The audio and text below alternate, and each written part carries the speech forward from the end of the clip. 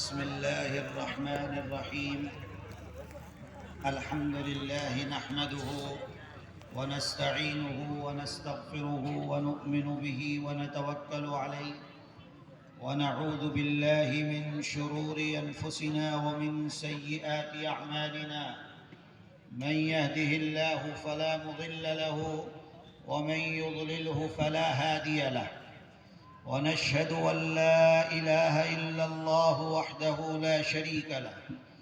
ونشهد أن سيدنا وحبيبنا وشفيعنا وسندنا ومولانا محمدًا عبده ورسوله صلى الله تعالى عليه وعلى آله وأصحابه وبارك وسلم تسليما كثيرا كثيرا. أما بعد، صدر محترم، علماء اکرام،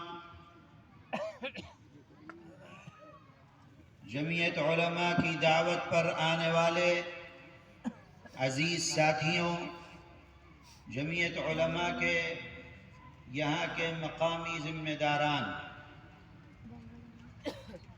ہم اور آپ اس دیش کے باشندے ہیں، یہاں کے پیدا ہوئے،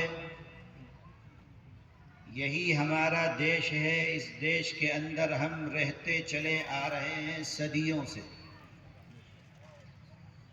ہمیں اس بات کو ہر وقت تازہ رکھنا چاہیے کہ یہ دیش ہمارا ہے، ہم دیش کے واسی ہیں.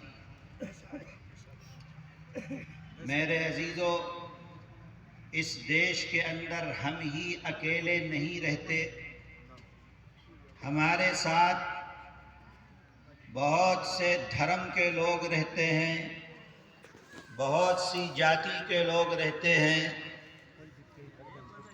ملک کے اندر بسنے والا ہر انسان، چاہے اس کا دھرم کچھ بھی ہو، دین کچھ بھی ہو،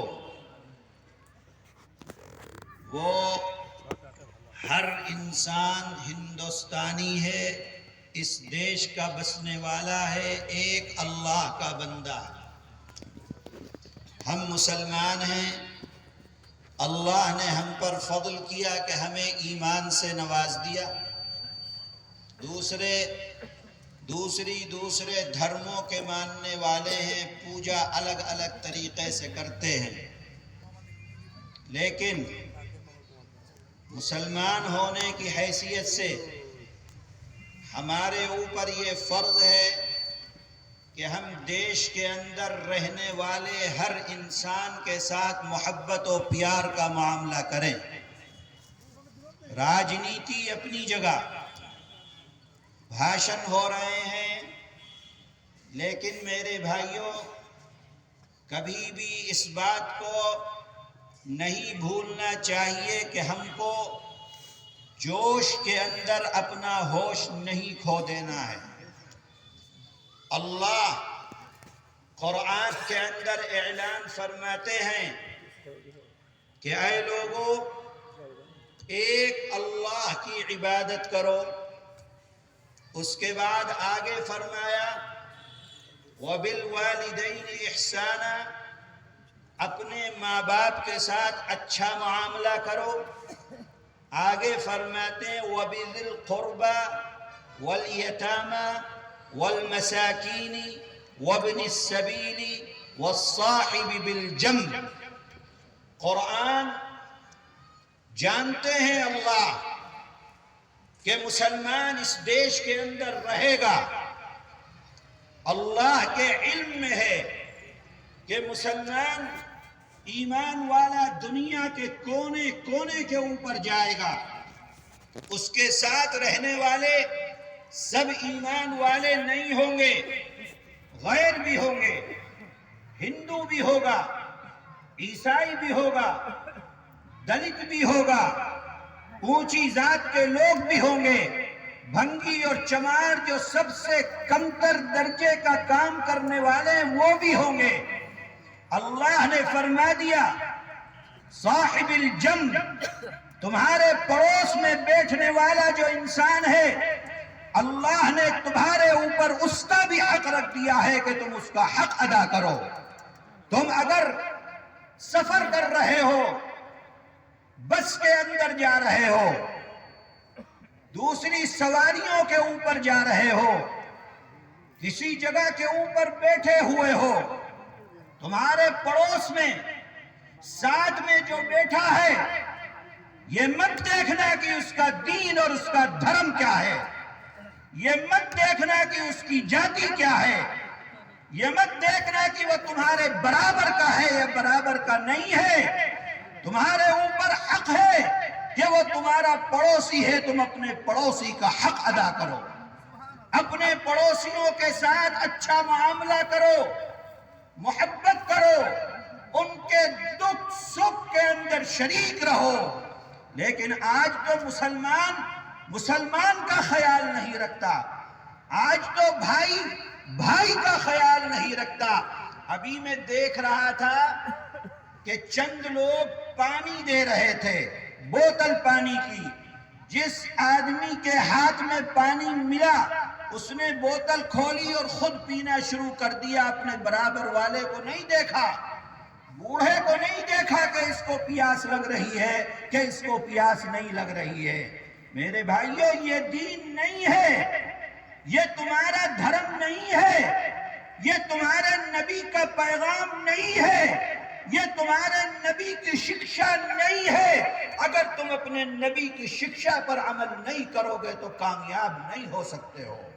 تم کو اپنے پڑوسی کا خیال رکھنا ہے، تم کو اپنے برابر بیٹھے ہوئے انسان کا خیال رکھنا ہے۔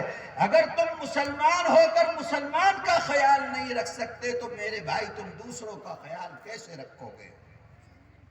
یاد رکھو، جس دیش کے اندر تم رہتے ہو، اس دیش میں ہمارے ساتھ ہندو بھی رہتا ہے، ہمارے ساتھ دلت بھی رہتا ہے، ہمارے ساتھ دوسری برادری، دوسری جاتی اور دوسرے انیک دھرم کے لوگ ہمارے ساتھ زندگی بسر کرتے ہیں۔ الیکشن کے وقت جیسا کہ ابھی ماحول ہے، پارٹیاں آئیں گی اور اپنے اقتدار کی کرسی کو حاصل کرنے کے لیے آپ کے اور ان کے درمیان میں لڑائی لگائیں گی، آگ لگائیں گی، نفرت کو پیدا کریں گی، نفرت کر کے ہندو اور مسلمان کو بانٹ کر اس دیش میں اپنی راجنیتی کریں گی۔ اے مسلمانوں، تمہارے اوپر ضروری ہے کہ تم اس نفرت کی راجنیتی کو ختم کرو۔ کس طریقے پر؟ جو بھی تمہارے دیش کا واسی ہے تم اس دیش واسی کے ساتھ محبت کرو، تم اس دیش واسی کا خیال کرو، تم اس دیش واسی کے ساتھ اچھا معاملہ کرو، تم اس دیش واسی کو اپنے سینے کے ساتھ لگاؤ۔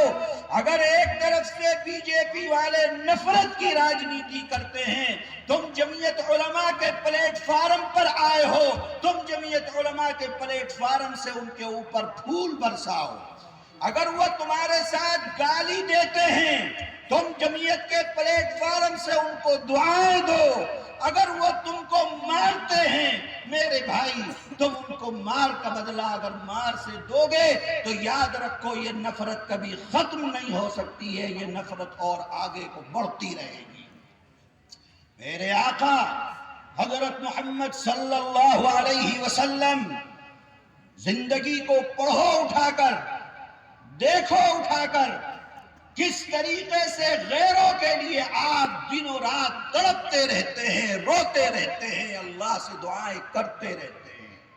وہ بڑھیا جو اپنا سامان اٹھا کر مکہ چھوڑ کر جا رہی ہے، اللہ کے نبی آئے، بوڑھیا کو دیکھا کہ بیٹھی ہوئی ہے، اتنا سامان ہے اس کے پاس کہ وہ بوڑھی اپنے سر پر رکھ کر نہیں جا سکتی۔ اللہ کے نبی نے پوچھا کہ بھئی کہاں جا رہی ہو؟ اس نے کہا کہ مکے کے اندر ایک جادوگر آیا ہوا ہے، جس جادوگر کا نام محمد ہے۔ میں نے سنا ہے جو اس جادوگر کو دیکھ لیتا ہے، اس سے بات کر لیتا ہے، وہ اس کو اپنے دین کے اندر داخل کر لیتا ہے۔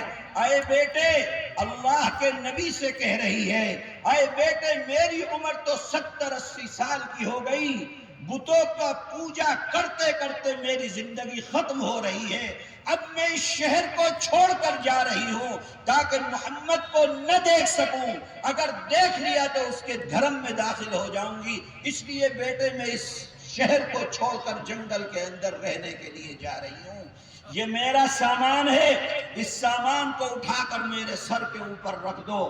اللہ کا نبی اس سامان کو اٹھاتا ہے تو دیکھتے ہیں کہ سامان بھاری ہے۔ اللہ کے نبی نے پوچھا کہ اے اماں، اگر آپ اجازت دو تو اس سامان کو میں اپنے سر پر لے کر جہاں آپ کو جانا ہو وہاں چھوڑ کر آ جاؤں۔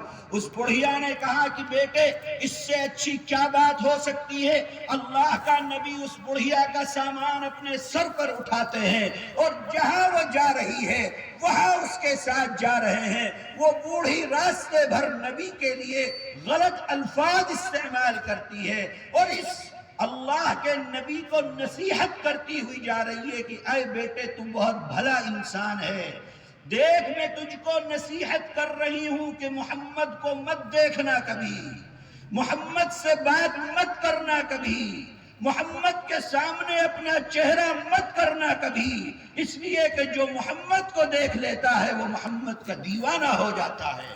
جب اس جگہ کے اوپر پہنچی جہاں سامان رکھنا تھا، اللہ کے نبی نے سامان اتار دیا اس کا، اور پوچھتی ہے وہ بڑھیا کہ اے بچے تو بہت بھلا انسان ہے، اگر کوئی مجھ سے پوچھے گا کہ مکے سے کیوں آئی ہو تو میں اس سے کہوں گی کہ ایک جادوگر تھا جس جادوگر کے ڈر سے میں شہر چھوڑ کر آ گئی، لیکن تو اپنا نام بتا، میں لوگوں سے کہوں گی کہ اس شہر کے اندر ایک بھلا انسان رہتا ہے، ایک بھلا نوجوان رہتا ہے، اگر تمہیں کوئی کام ہو تو اس نوجوان سے جا کر مل لینا۔